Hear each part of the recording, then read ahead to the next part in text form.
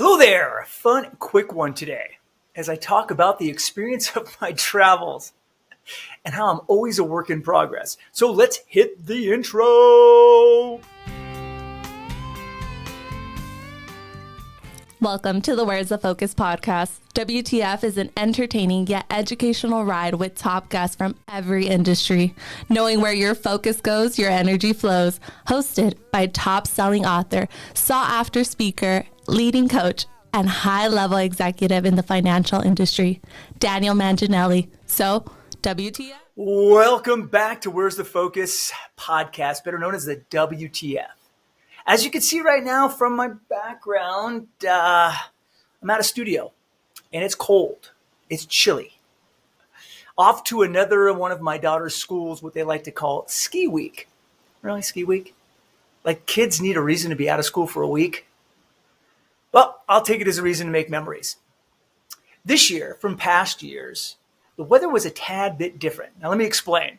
Being a SoCal kid, my whole life, a weather system is like rain for a few hours, which means I can't golf today.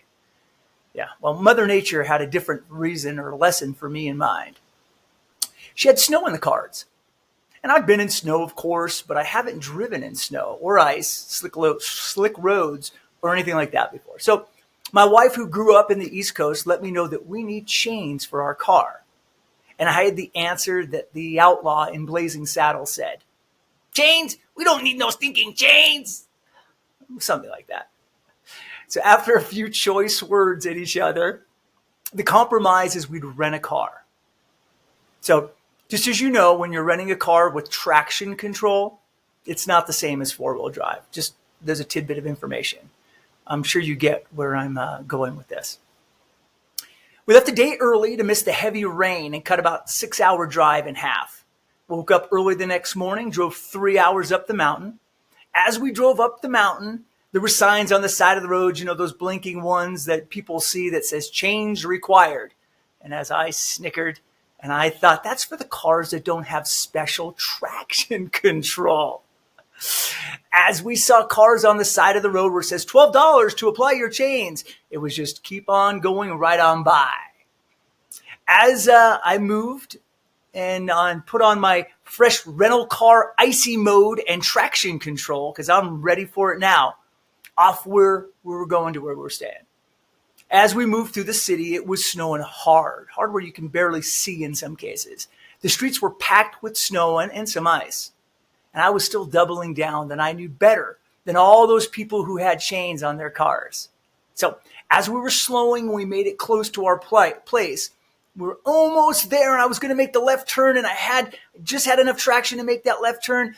I had to stop in the intersection because there was a big rig coming down that was sliding straight down the hill backwards. So I had to put the car in reverse to get out of the way of the sliding truck. And you can imagine the tone in the car. My wife and my daughter and my dog, the screams and what direction you should go. Don't back up. Don't go forward. What are you doing? Oh my gosh, we're going to die, right? As we stopped and reversed, as we did, I had my foot on the brake, but the car wasn't stopped. That's right. Now I'm sliding backwards. The car's behind me. I was able to turn the wheel towards the curb and miss the cars behind me, but I hit the icy curb. Yells and screams and crying and barking of the dog all at the same time. I'm going to spare you all the I told you so's because there was a bunch there. So as I sat there, I put the hazards on. Cars were going by us. You have that kind of half panic, like, what are we going to do? I don't know what we're going to do. Did I really need chains? What was I thinking? And then God brought us 3 young men that were still in their ski boots that asked if we needed help. And boy, did I. So they dug out the ice with their actual poles to get it where I had some traction so I wasn't sliding, and I was able to pull up far enough to park the car. Well, by the time I was able to ungrip the steering wheel and catch my breath, put the car in park, they were gone. Man, makes you know that all the crap that you hear about the youth right now, there's still some good ones out there. And thank you guys. You may never hear this or listen to it, but thank you so much for that. Don't know where you went or how to find you. So the real question is why didn't I just listen to my wife? Ignorance? Ego? Wanting to feel that I knew better than others? Or better yet, not wanting to feel like I didn't know something? It's crazy that salespeople, we all want to learn new things, but lack the willingness to be taught.